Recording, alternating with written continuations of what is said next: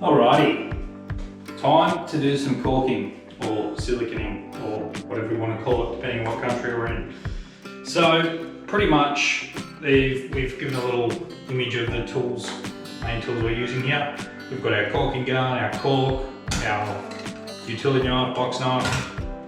One of the most important tools that you will have in a caulking, when you're caulking, is the old faithful icicle stick or popsicle stick if you're an American like my wife. So I've actually gone out and got an incredible array of popsicle sticks.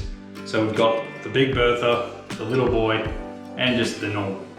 So what we use them for is when we install the caulk, we actually just wipe it off. It gives a really nice rounded edge, and the wood that these are made of seems to work really well with the silicone. The other key is using a spray bottle with some soapy water. The soapy water basically just allows you to remove the excess caulk while giving a nice clean finish. You run over with the popsicle stick, and then once you've got all the excess off, you go over with your finger, which you'll see in a minute. The other thing that I like to use, and at the moment toilet paper is a very scarce commodity, so just want everyone to know that I'm making very good use of it.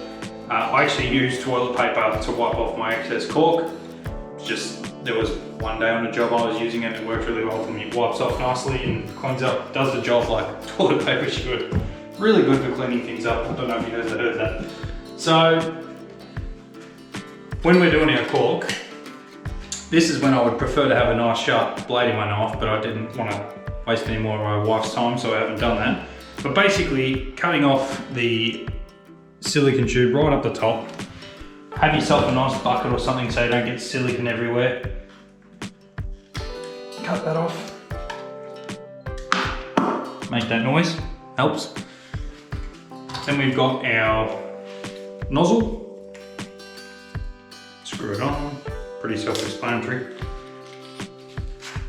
Then, depending on what we're caulking, you can sometimes leave it just as a straight bead if you've got one hard surface up against another and it doesn't need to be in a wet area, if it's just finishing, you can actually run with your nozzle and run forwards.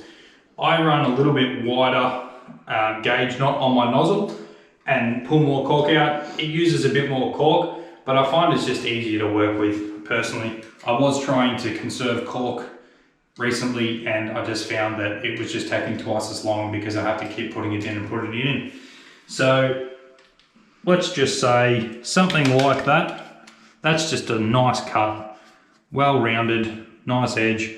I give it I'm not sure what the best angle is to see here, but I give it a slight angle. It's not a square cut, it's a slight angle, probably a 5-10 degree cut on it. Just means I've got one edge which I push against as I'm installing the caulk. So always when you're caulking, if it's the start of the day or if it's your first time having a go at it, make sure you start somewhere that no one else can see. I've been doing caulk for 15 years or something like that. So I've had a little bit of practice, but if you're having your first go at it, don't do your main shower where everyone's gonna see, or don't do, the very first thing you see as you walk in a room. I found a nice hidden area. There's gonna be a bath in here. So if it goes horribly wrong, not too many people are gonna see it. So, pretty simple though. Oop, I've already stuffed it up on my instructional. Good thing I've got my trusty toilet paper. Wipe that excess off. All right, so another point to make is I always start along the bottom. Look at that. That's just a sexy caulk line. Coming back this way, you can see with my nozzle, I've got my pointed edge, and I run my pointed edge to the back so that follows it through for me. So it doesn't matter which way I run it now. I come back from this way. So I've started from where I was reaching, got to a middle point, make sure I got my nozzle the right way. Install.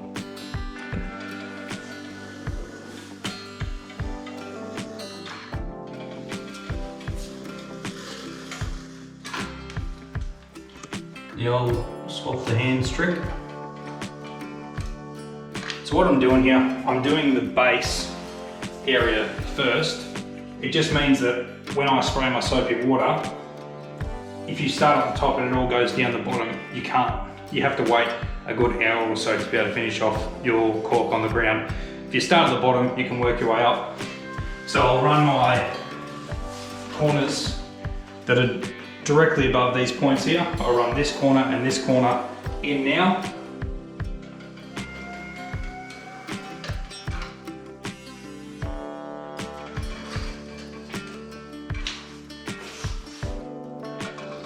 You get quicker and quicker as you go.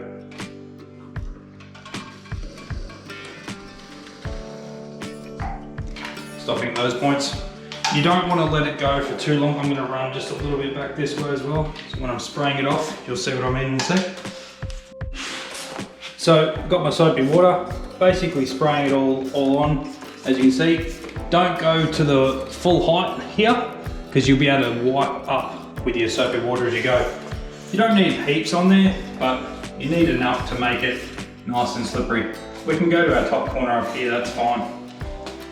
The reason we're not going all the way to the top, or in this corner I won't go all the way to the corner with my water, is because I want to be able to continue on that line. If I was doing this not as an instructional, I would go most of the way around the room, straight up. So you've got to get onto this pretty quickly, getting our icy pole stick, simply running along in the corner like that. I'm going to run it out because that's the way my soapy water went. You can run your lines up or down, it doesn't really matter. Either way works fine. You'll find out what works best for you. But this is what I found is having this toilet paper. It just wipes, see how easily that wipes off? Works really nicely. And even like that, see how that dropped on the ground there? You'll find that it's incredible. Somehow, with the soapy water, it just doesn't stick. Works really well. So the corners are a pretty important part. I try not to take too much out of the corners right at this point in time, because obviously if you pull it out of there, you go too far, then you've got to come back to it and deal with it later. It's just beautiful. I just love caulking. I don't know why, I just love it. It's very therapeutic. So I'm actually going to come along to there and then come back from the corner like that.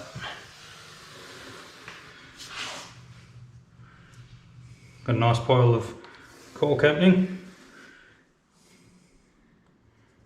As you can see, I don't normally grab with my fingers, I'm just trying to do this to get it done for the video.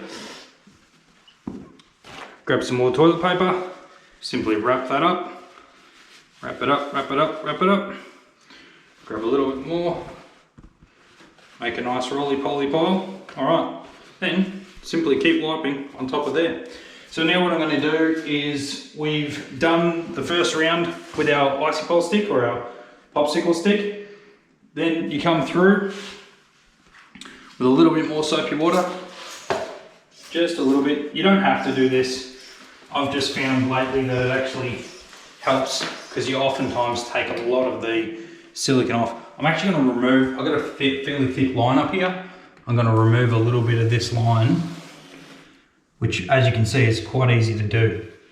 Just removing that excess, of course. Now, I'm going to put a little bit on my finger because I've got my nice clean line. Simply running over the top with my finger just ensures that you've got a nice final seal. When I get to my corners, I simply dab my finger into the corner like that. Excuse me. Take my lines out from there. I'm going to tidy this corner up. You can always come back to it like that. Just remove a little bit more. Again, a little bit of soap on the finger, dab the corner. That's how I've found get the nicest, cleanest lines on the corners. Then simply just running our finger along. You can clean up these little parts and pieces. Take a little bit more off there. It's very workable for the first few minutes. Then after the first few minutes, it's very unworkable, as you'll find probably the first time you try and do this. So that whole section there now is finished and sealed, and we'll come back and get a shot of that once it's dried. And you can see how nice and clean that looks.